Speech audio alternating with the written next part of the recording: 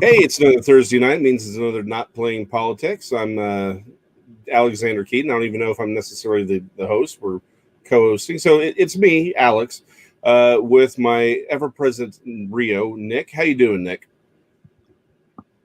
Oh, I, last week we tried to say that we were going to make it. Oh, we're going to do a show every 2 weeks, and that couldn't happen. And then we're like, we're going to do it every week. We didn't make it a day. I mean, the last 24 hours of news alone is something from an Aaron Sorkin production. I feel like Aaron Spelling and Aaron. Evidently, you have to be named Aaron, but I just feel like it's just an environment that is just beyond chaos. And yet, and another word to say it is, it's just Tuesday and Wednesday and Thursday. Yeah. No, you're right. No, you're absolutely right. The last 48 hours has been insane.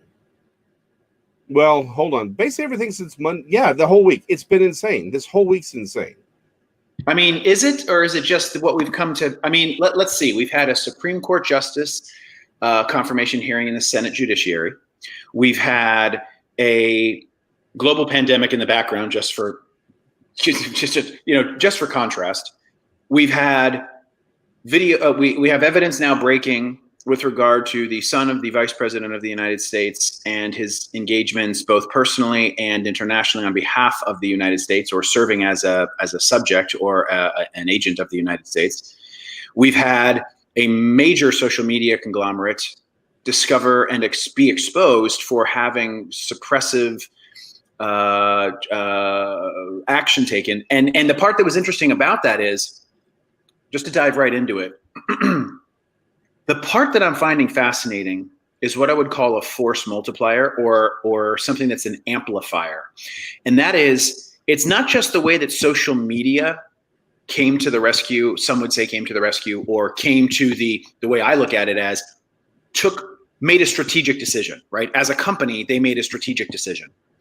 Right. But what's interesting is to see the way that the mainstream media is creating that force multiplier or that amplification by further providing kind of cover fire, if you will. So it's not just, well, Twitter did this. It's the way that it's being reported on or not reported on through the mainstream media. So it's a compounding effect. That's what I'm finding interesting right now. So let me take one step back. I want to talk about something that happened during the Amy Coney Barrett.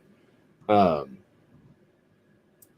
don't even know if you'd call it an interview, or I don't even really know what to call it anymore, because it is such a farce, really, the way the Democrats have been behaving on this whole thing. I don't even think it got there. I think her presence, her intellect, her strength, her confidence, her willingness to serve, and her capacity to put up with all the shenanigans just demonstrated to everybody. I think Amy had a lot of people in her corner from one side, but I think she picked up a lot of people in her corner from the other. No, I think a woman of that caliber, a person, a human of that caliber, is just remarkable. Absolutely remarkable. When the worst thing that can be said is that there are people outside cosplaying as characters from The Handmaid's Tale, I think you've got a pretty solid goal. You've got a solid person. She was amazing, though. I mean, everyone points to the scene where she holds up the notepad, right? Right. Like, everyone's put that up everywhere. It's amazing. She was amazing. But I don't know that it was necessarily her. But I think there was a quote someone said this week that just caught my ear. I thought it was brilliant. I thought it was perfect. Like, the reason she was so good at this, because a lot of people were talking about how are you sitting there for so long, all day, taking some of the most asinine, insulting questions from these senators? How could she retain such poise and confidence, just hold up to this?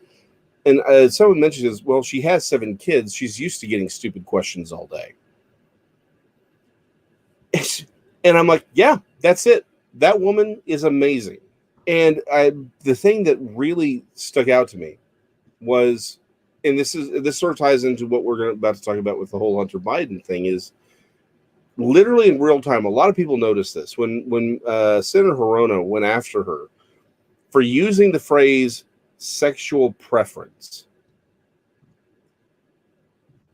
She literally leveled this charge like, and just the vitriol in her language and her tone was, do you understand how dismissive that is now? Offensive that phrase is. There isn't a single human being on the planet who's ever suggested that the phrase sexual preference was offensive before Mazie Hirono. And yet, in real time, Webster's dictionary actually changed their definition to suggest that it is offensive. And people were able to show, hey, this is what happened the day before, this is what happened the day after. They literally changed that. They changed the dictionary in real time to meet with the charge that Senator Hirono threw at her. So a couple things on this that I think are interesting. Number one, I believe what they did is they expanded it. They added a fifth, because I looked it up. I wanted to go see it. And I saw the comparison that was presented, I should say. I saw the information as it was presented online. And they added a fifth bullet, or they added a fifth line that included that. And it was italicized to say offensive. Yeah, I mean, again, the bigger point, we always want to focus the show on the bigger point. And I would say, to me, what I love is when you do dig into this, the parts that start to pop off the charts that become fascinating. And the first one that stands out to me in this is not so much of the fact that it was Senator Mazie Hirono. She's been very, very critical. I would definitely say she's someone who's on the farther extreme on the Senate judiciary when it comes to absolutely the reality of her perspectives on people. I mean, asking a woman if she's a sexual assaulter, and I mean, you almost have to ask, is she looking to subvert her credibility? Or what I think is that she's looking for sound bites and she's looking for quotes so she can put them out there because they'll get picked up in the media. But what I'm saying is that even though they added the line, and you're right, in a real time, perspective, that's fascinating. But my question has always been, I'm all about people being allies and supporting one another and encouraging each other. I think that's great. Whether you support your friends, I have a dear friend, she's hopefully listening tonight. She's a bit younger than me, but she's always, I've talked to her about our conversations with regard to feminism and what is first world, third wave feminism look like, and all these different things. And, she once said, Dave, you're an ally. And that meant a lot to me. So, I mean, I definitely support those elements. But I don't think that the gay community requires, needs, or necessarily is petitioning for other people to speak on their behalf. I think the only thing I've ever really picked up about the Black community, the gay community, the Italian community, the transgender community, the short community, the people that like to face East community, the people that like to face West community, is that they just get the chance to have their own voice be heard and that they can be the ones to say it. So for me, the pandering part is when a straight woman is telling another straight woman what gay women might be thinking about it, when we could just let gay women say that. And I believe that that's been a conversation that most of us, I certainly would think that Judge Barrett would be open to, and I'm open to, I believe you're open to. And all that I'm getting at is that I realized in watching this one, it was momentous to watch Judge Barrett. The process is a cartoon because it's just, I mean, talking to a potential Supreme Court justice about policy is like dancing about architecture. It's not congruent. It doesn't sync up. It doesn't align. Why would you do that? That's like asking a helicopter pilot what they know about flying a fighter jet. I mean, yeah, they're pilots and they understand the principles of it, and that's great. And they're probably very well educated and could probably figure it out because they're super smart people. But that's not an appropriate question. And I don't mean inappropriate like it's offensive in the world that we're occupying. I mean that it's not appropriate, that it syncs up to the right source. So everyone's questions, I mean, they're going on about talking about I appreciated Ben Sass's kind of history lesson on civics and all that, and it was fascinating, but it was like, who is our audience right now? Like, who are we? Because he kept saying that, to the eighth grader. I hope an eighth grader is watching it. I hope an eighth grader is taking an interest in our government and in our country and in civics. But at the same time, we have a Supreme Court justice slot that we're looking at for life. Maybe we could focus a little more on, judicial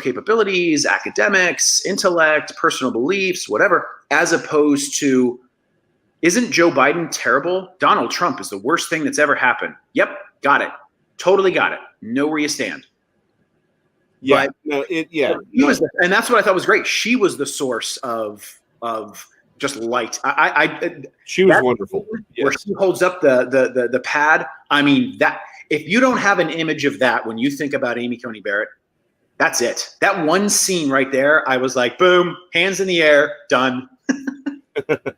No, she was wonderful, and to hear her talk about a lot of these things was real. I liked it. I enjoyed a lot of what she was talking about, because she was really sort of giving sort of this idea of what judicial review is, and in her opinion, how these things were done. There's a few things she talked about I hadn't even really thought of them from that perspective. I thought it was really she did a great job. But my thing is with the Hirono charge of that this term is offensive. The thing that bothered me isn't that she labeled it, and I get it. Politics is politics, and this is just we don't even do politics again. We're playing at politics. No one's actually doing politics anymore. We're playing at it. But the thing that bothered me, and the reason that stood out, is the fact that the dictionary got changed in real time. That I found profoundly disturbing, because it shows that that if our language is going to be so ephemeral, it's going to malleable. Exactly. So that it's just, well, this person says offensive. We're going to change it right now to meet what this one person said. Well, what about the other people? What, doesn't someone else's opinion saying, no, it's not offensive? Like, how do we, it was so profound, because it shows that there is a real institutional bigotry, and that there is an agenda that is being executed. That's what bothered me. And we saw it again, where it said with this whole Hunter Biden situation, right? It's the same thing. And where there's this institutionalized, okay, so here's a story. If we were to treat like the rest of the media has treated Trump this entire time, and say, well, it's the seriousness of the charge, then okay, it would go out there, people would talk about it, etc. But instead, social media, both Twitter and Facebook, shut down the entire conversation about this Hunter revelation, this article. The Washington Post had their Twitter feed shut down by Twitter to prevent people from reading that article. That is the most insane thing I've ever heard in my life. And that's a big statement for me, because it wasn't even the, whereas, like, say, last year, remember the professor who was speaking before the Senate about how social media companies were able to manipulate information and data to drive human behavior in mass, not necessarily the individual, but in mass, that they could make these changes. And that he was showing how profoundly dangerous this was for our continued democracy, or democratic republic. And yet it was sort of this ambiguous, sort of amorphous, theoretical cloak and dagger conversation. But what happened? Yes, it was only yesterday. What happened yesterday was so profoundly obvious in their shift from sort of cloak and dagger media manipulation through algorithms, and to just straight up weird. Twitter and Facebook became full-blown propaganda yesterday. Full-blown propaganda. Well, and it's insane. Well, I mean, okay. I think Twitter and Facebook are platforms to have that propaganda, and those things that I believe are processes. They are actions. They are philosophy, strategic implications that are made to do things. What I think they are that's misleading is that they're publishers. They've proven that they're publishers, but they're trying to occupy a space, saying that they are just platforms, and that's the difference. Once you start now, the counter argument is, well, they're a private company; they can do what they want. Okay, but they have. That's why the rules need to be. That's why they're looking at the 230s. That's why the FCC chairman Ajit Pai and people are looking at these policies with regard to these rules. And people are talking about that. You're hearing the number 230 go around a lot, and they're looking at how these things, even Justice um, Clarence Thomas came back and said, that these laws are just so vague. They're so big. We're going to have to look at some stuff there because you're seeing it. I mean, they're go on Twitter. I don't use Twitter. I think Twitter. No, I think I've always found Twitter to be. It doesn't come across as streamlined. It doesn't come across as simplified. It doesn't come across as concise. It comes across as snarky shorthand. And so that's why it doesn't appeal to me as a communication tool. It's not. There are those that would say I'm a communication tool. No, but what I'm getting, your face is a communication tool. Yeah. No, but Tim Pool, I think, actually had the best thing to say at this, or made a great comment about Twitter by pointing out that it's about. He's already put out 17 videos today alone. Yeah, exactly. No, yeah, that man does not sleep. But he mentioned that the thing about Twitter is that it's about scoring points. A lot of it's not even about communicating what you thought or what you think or would believe. It's more about scoring points on people and it's almost like it's become a game. So people ratchet up. They're incentivized to ratchet up their commentaries and say radical things or things that get people to go, yeah, right. It's sort of like the whole Thug Life compendium that you see with Shapiro on YouTube. It's like everyone's looking for those gotcha moments, and that's what all Twitter is. It's a place where people go through to try to one up the Thug Life moment. And that's not communication. That's not beneficial. It's just pure competition, and there's no real winner in that. But I want to push back on this idea that what Facebook and Twitter did in suppressing the story isn't propaganda. I understand the argument. Things aren't. I'm saying that the application of what the propaganda is, what they're doing is they're using they're being gatekeepers. Right. Propaganda works from the aspect of having a deliberate and an intentional response based upon an infusion of information to an organization. Now, you can say that they're simply doing that by narratively creating that world. Sure. I look at Twitter as a gigantic echo chamber. And in the words of one of my very liberal friends, it's the void upon which he can go and scream into the blackness. I really, it's our journal. We just decided to put it online. And for some reason, it went from something we hid under our bed to wanting the entire world to see. Yeah, no. And that's valid. I do want to talk about the difference between the platform and publisher thing here in just a second. But I don't want to lose this sort of thread too quickly, which is in controlling what you see and literally. Okay, the old Outer Limits opening, right? We control all that you see and hear. We control the horizontal and the vertical. By controlling the flow of information, by denying you access and suppressing certain information and promoting other information deliberately so. That is propaganda. Now, it's not the propaganda that we tend to think of it as, right? We tend to have this, I forget the word, but basically there's this biases towards the familiar. Like if it doesn't look like what we're used to something look like, then it must not be it. For example, most people say, well, okay, it's not a real war unless you've got planes and tanks and bullets. It's like, no, you can have a digital war or a technological war, a computerized war. That's a real thing. It would still technically be war or a trade war, things like that. So the problem is we think of propaganda as posters. It's a proactive, we're going to tell you what to think. But what they are doing by suppressing some information and promoting others ideologically, that's just as much propaganda as anything else. And this is where the argument that has been had for so long that these are platforms, and that even though yes they are private companies, they can put up whatever they want. Well, hold on. There are two. Those are not the same thought. So let's now have this conversation about whether or not they're platforms or publishers.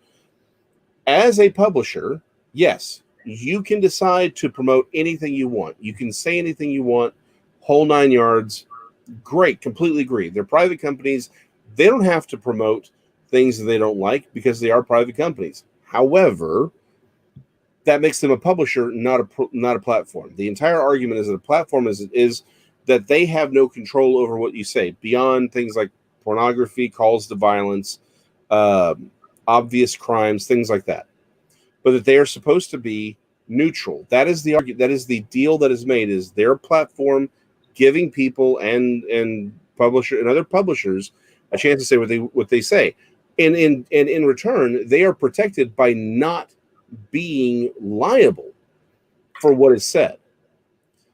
But the second they made that decision to hide the Washington Post story, the second they chose to suppress it, and when it is in sharp contrast to how they treated identical situations with Donald Trump, it became clear that whatever anti-conservative, anti-right charges that have been labeled against them aren't simply byproducts of algorithms. These are conscious choices. And that means they are publishers. That also means that they are liable for everything that they say.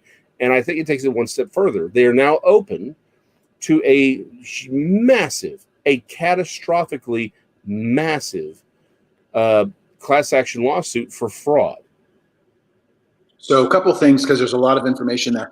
I want to take a quick break really quickly, say hi to some of our listeners out there, some of our comments. Yes. We've got some people writing in. We sure appreciate you guys writing. As we're discussing this topic of propaganda, and I would throw in the word of persuasion, and we'll talk about that in a minute, because I believe that propaganda inherently possesses a nefarious perspective of biased and misleading nature, where persuasion can be based off of more of an influential way. But what I would say is that let's see how the market reacts. I'm interested to see what happens to Twitter. For those of you out there, if you can, if you want to check the Dow Jones Industrial, it's not on the Dow Jones, but if you can check and see where they're going. I don't know that they're publicly traded, so that might not be the best reflection. But people, I think, are going to be stepping away. I thought they were on the market, but I do want to address some of these quick questions if we can. So we want to say hi to Abe Brunson out there. Glad you're tuned in. Thank you for being a part of the show. We've got Mr. Stephen Buck with a question here. It says, did the FBI have Hunter's laptop during the impeachment hearings? Might have been instrumental in the defense. Now, I thought I saw a story that said that some of the information that's starting to come out now was known previously. I don't know if it's directly tied to the computer itself. I'm going to try to look this up while I'm answering this. This goes back quite a bit. That all the way during some of this, that months ago they had information that tied together the fact that this big breaking story about Vice President Biden and meeting with this oligarch and through the Burisma connection, that this was information that the FBI had quite a while ago. Does it directly tie to the computer? That I can't answer accurately at this time, but what I can say is that the breaking news that we're now dealing with today is not something that was unknown per reporting over the last several weeks, if not months. So I think it's a good question, because then you have to ask, is there a political reason for dropping it now? You've got to look at it. Look, I think voters are voters. They made up their mind a long time ago. I don't think there are undecided voters at this point. Now, there may be some that hear this in the same way that they heard about Hillary's emails again, and it reduced their turnout. But those are people that probably weren't really convicted believers anyway. Right. And this brings us to, I want to get to, there's another question here from August Tarasi. And he's asking, is Texas safe for Trump, or is it in play?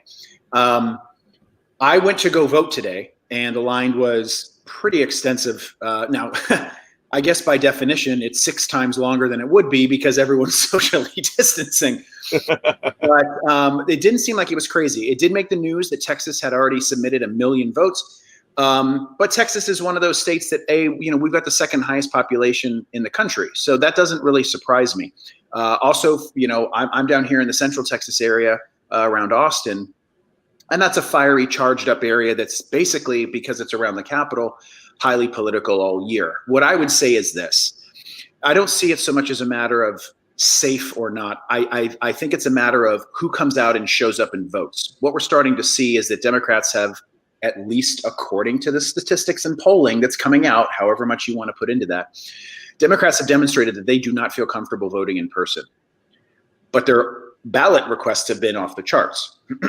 Republicans are looking to vote in person. In fact, it went as so much as I saw a Facebook post that Ivanka Trump was talking about voting early and voting in person.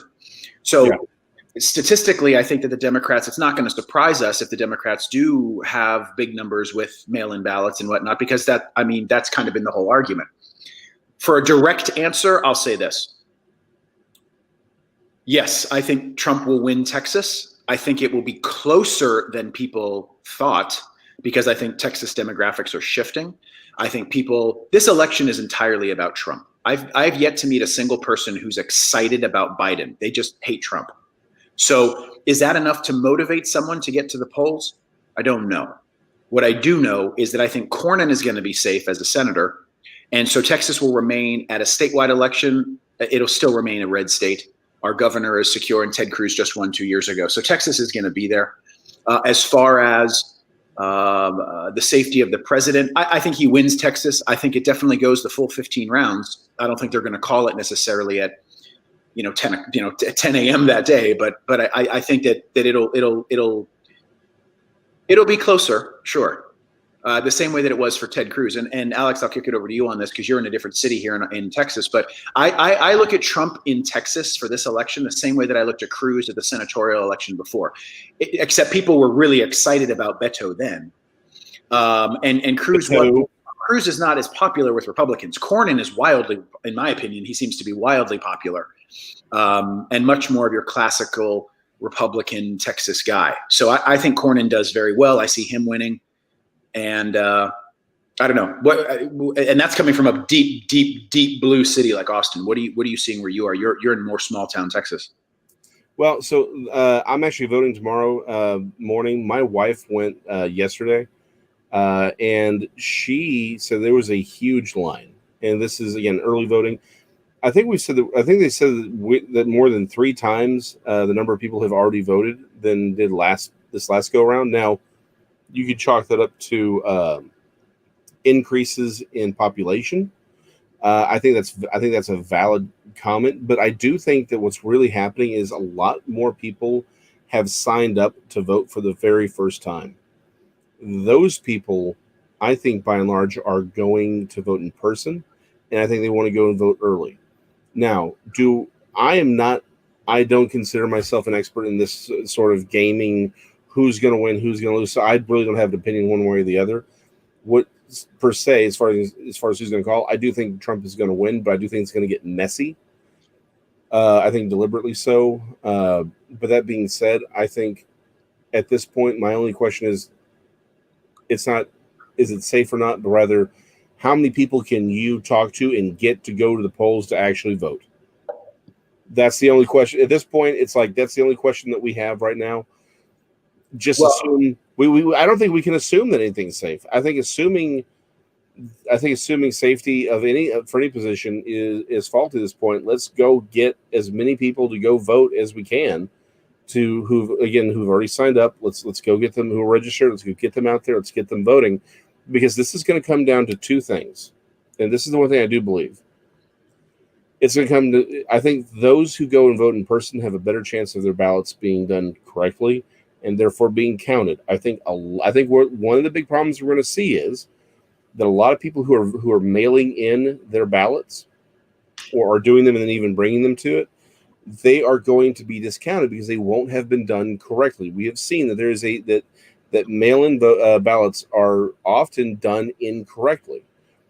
I think that's going to play a huge role in this in what is going to be, obviously, I think, the coming chaos post November 4th or November 3rd is this whole chaos on the counting of the ballots. People are going to be like, you're trying to suppress. The simple fact of the matter is, we know that people who mail in the ballots have a higher rejection rate because they haven't been done correctly. I think that's going to be a huge problem. So, regardless of who you're voting for, I'm saying go vote in person. Wear the mask. Cover yourself in alcohol or whatever it is. The sanitizer. Wear a suit. Wear a diving bell for all I care. Ladies and gentlemen, we are not advocating that you vote drunk. What we mean is rubbing alcohol. No. Here's hold on. Depending on how you vote, I may prefer you to vote drunk. Exactly. So here's a simple perspective. Let's think about it this way. I think a lot of people, myself included, we want to vote early because we don't want to put up with the shenanigans of what voting on election day would be like. So as much as we're saying, oh, there's this massive turnout, sure, yes, there's a good turnout. I think that's a good thing. People are engaged in their democracy. That's fine. I also think I'm not the only person that believes, hey, if I can go knock out, grocery shopping and while I'm here vote, and I can do it early, that feeling that, well, we're going to get it done early, even though the line was long. I talked to a guy today and he's like, yeah, I've been in line about a half an hour. Well, okay, that wasn't really that different from 2018 when I was voting in that election for the Senate. So again, I want to go back to Mr. Tarasi, and I hope I'm saying that name right. I want to go back to his question. Is it safe? I agree. I think that by putting that ballot, there, it's good. Now, I want to make sure that also our loved ones and family are being as safe as possible. I'm not against the mail-in ballots. I mean, the military uses absentee. I mean, that's not it. But I do think that this election are you making a referendum on Trump or making a referendum on Biden and the left? Now, the news that's coming out today doesn't help Biden in any way. And remember, these ridiculous national polls mean nothing. It does. Who cares? I mean, I don't, in terms of votes, Trump could lose 100 million to 5. But if those 5 votes come from the right places, obviously I'm being ridiculous with regard to the voting process and the Electoral College. But what I'm getting at is, those are suppressive in a sense when you keep putting stuff up like that, because it just says, well, the guy's so far ahead. Why am I going to waste my time? I'm with you. Go and vote. And if you can, get someone to go with you. The other thing I would say is that you and I have discussed on this show having friends. And I know for me personally here locally, I have one friend in mind in particular who was a Bernie. Whoa. You have other friends? Yeah, but just the one. That's it. Okay. It's you. And let's be honest, you and I are a bit of Mets. But no, he's one. And he was a Bernie guy. And now he's like, I have no interest in voting for Joe Biden. So we've talked about this before. If you're a Trump voter, you take the non-voter as it's like Vegas. A push is a win, right? So anytime you're not losing against the House, you're winning. And so I wonder how many of them are there. I wonder how many of the Bernie kids really show up. Just because they're the loudest doesn't mean that they're going to have the most follow through. I think that's absolutely true. I think Texas goes Trump, but I think to your point, it's crucial that we get out and that we vote. So that's why when I drove by today and I saw the people out there, I thought, okay, yeah, I mean, the numbers are going to be there. I'm going to have to either go at about 7 o'clock in the morning when it opens, or wait and see, to find another part in the day. But I was impressed to see that number turn out. But again, to answer Mr. Tarasi's question, with looking through the lens of Austin, Texas, it's so highly charged here all the time because of the universities, because of the Capitol. It's also a very, very liberal-leaning blue city. So they could have been voting or just petitioning having donuts made out of, sugar-free, energy independent falafel. I don't know, but what I do think is that I'm impressed with the turnout. I think it's good that people take an interest in their country. Someone made a comment the other day. They said, whether you like Trump or not, you can credit him with the fact that he's made more people come to the political arena and pay attention to their country than they probably would have before. And I think that's a true statement. Well, and I think that's a conversation for another day, because I think there's a lot there. But I want to use what you said about the polls to jump back to Stephen Buck's question. Well, you mentioned that you think the polls may have a suppressive element to them, and there's of course the charge that the polls have been deliberately oversampling Democrats. They're not appropriately sampling new voters, the whole 9 yards. Whether that's true or not, I don't know that we're necessarily in a position to say yes or no. But there is that charge, this idea that that the polls are being used to shape opinion rather than reflect opinion like they're supposed to. Well, let's go back to Stephen Buck's question about whether or not they had Hunter's laptop during the impeachment hearings. The answer to that is yes, they did. And let's go even further back. The entire Russia collusion deal, as we know, was entirely fictitious.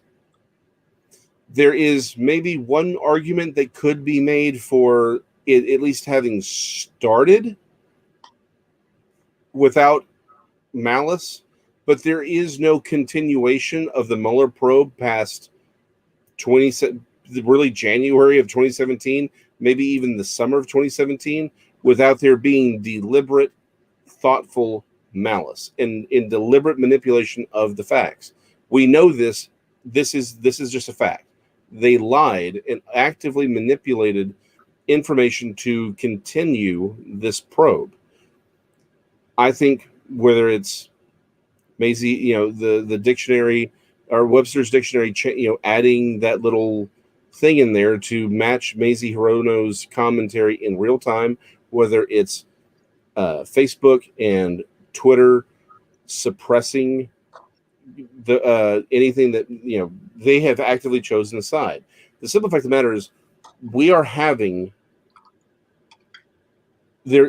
longer have a true read on what's actually happening. What we have is a very large, very powerful consortium of ideologues who are actively manipulating our information, so that we no longer really have a good read of what's going on, only the reality that they wish us to see. And that's a real problem, because there is going to come a point where if I can't trust the news, then what about my neighbor?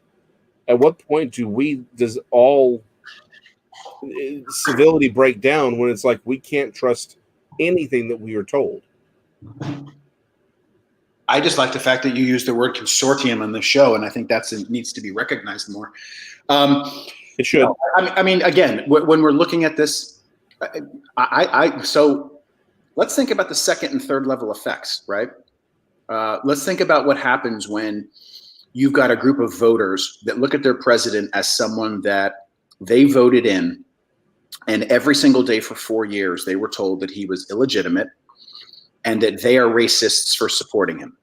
And then they've got polls that come out, and if I recall correctly, please somebody fact check me if I'm citing this incorrectly. I thought that I read somewhere that it stated that it was previously posted. I think it was coming out of 538.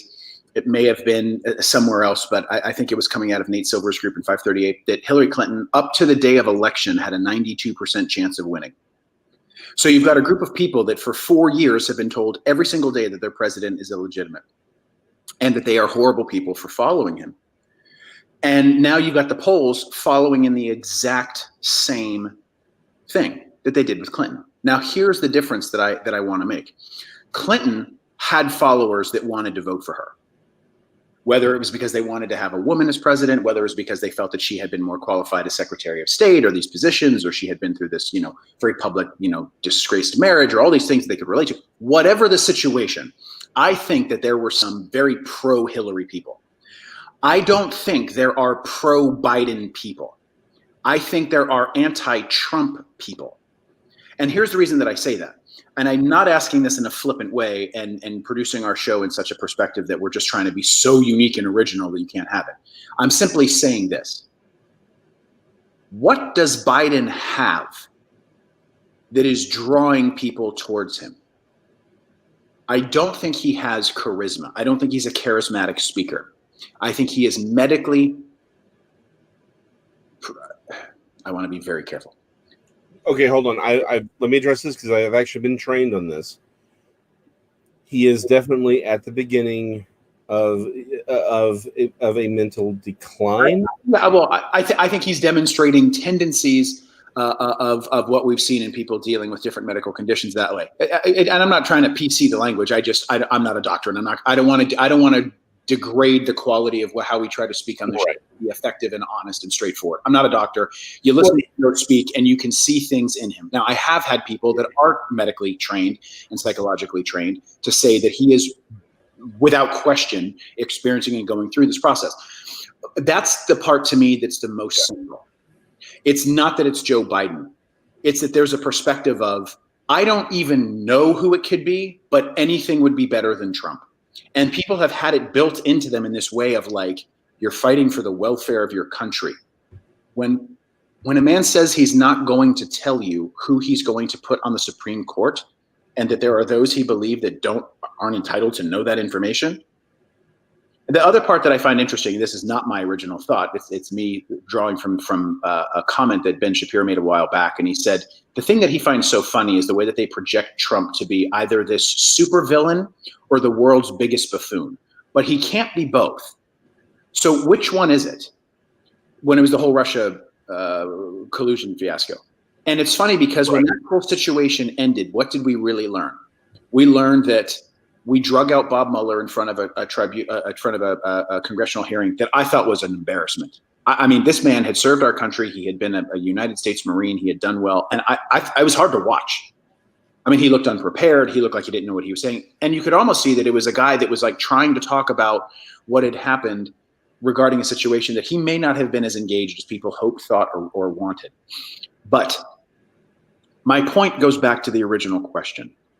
What is it that Biden provides? Is it a policy that people like? We don't really know what his policies are, except that it's Bernie Sanders, a hard-leaning left, a socialist, leaning him towards his healthcare approach. His foreign policy is disgraceful. I mean, and I don't mean disgraceful like the president uses it. I mean, there are things that the country was literally giving money to state-sponsored countries with state-sponsored terrorists. So you can see where he lie on that perspective. I don't think he's necessarily a fan of the UK in the way that our president is. I don't think that he brings necessarily anything new to the table. I think he's just, what I think he is a nostalgic return to a calmness that people want to seek out. Trump is an uncomfortable guy. Trump is the awkward uncle that shows up at your house and no one really wants to sit next to at the table. And when you get sat next to him at the table, he's the one that's probably going to break something, but he gets things done. And I don't think he was put there to be a politician. I think he was put there as the anti-politician. I don't necessarily think Trump is a leader so much as I think he's a manager. And I think that he's proven in the executive to be an executive himself. And that's why I think that what we're seeing now is a desperation play from all perspectives to provide for whatever they can, because everyone has bought into this. I morally see Trump as a bad and broken person, and therefore anything I do to fight for the welfare of my country is justified. Whether they even believe in the context and in the culture and in the heritage and in the history of that country, that's not what matters. What matters is Trump is bad. Anything I do is legitimate. So we've had this conversation many times. Many times about how the left has become an ideology. It's not a political movement. It's an ideology. It's really almost a theology. Let me state this, and I think this is a great place to wrap up. I honestly don't believe that anyone who's voting for Biden is voting for Biden. I agree. Now, I would argue, why are they voting for Biden? Because their ideology is telling them that they need to. Now, what I'm more concerned with is what's behind the ideology. What's driving the ideology? Who are the thought leaders, and what is driving them? I think the thing that's driving the ideological left is the exact same thing that gave rise to Trump in the first place, which is, as we have discussed again also many times, Eisenhower's military-industrial complex. By the way, the original draft of that speech was military congressional. The industrial military complex. Yes. Right. Eisenhower warned. He said, without a knowledge, he said, I fear for the person that sits in this chair that doesn't have my working knowledge of the military, and not just the military to go after the military's sake, but to say the way that with which specifically I interpret that as contractors that are trying to breach that perspective. Remember, the military is funded by money from the government. So the government has to make those decisions on those expenditures in many ways. The military is going to react to it. I don't see the military as one the military is the recipient of where those decisions are made. That's the part that we have to be mindful of. Your service members that are sacrificing and working hard to do their jobs aren't the ones that are buying 16 aircraft carriers. It's contractors, a lot of times at either defense companies or corporations or lobbyists or congressional members. I remember hearing once that someone once said the aircraft, I think it was the B-1 bomber, that they were going to find a way to get a part built in every district in the nation, all 435 districts, so that if you ever tried to terminate the program, you'd have 435 members of Congress fighting against it. So that's exactly our service members are not the ones that are standing out there with their hands out. They become the recipient of how those other things are done. And in fact, as you may know through things like Fat Leonard and all this, there are extreme measures if people veer from that, so that the military can remain independent from that. I just want to make sure that we keep that line in the sand, that we know where the heart and minds of our military are with regard to this process. Right. And again, there's always a difference between the person on the ground and the thought leaders. And that's my point.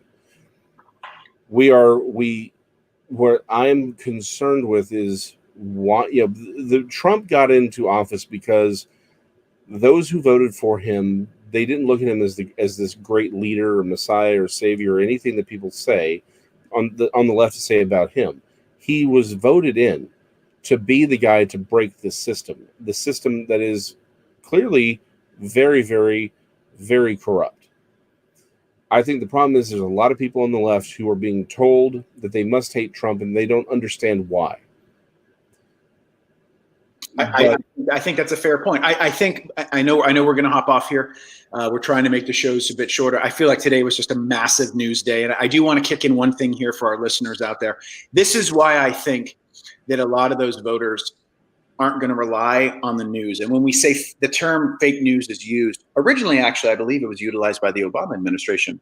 It was an interesting concept. But what I'm getting at is where I think people see it as they can't trust in these polls is not because people are running around with a statistical analysis at a graduate level education. That's not what it is.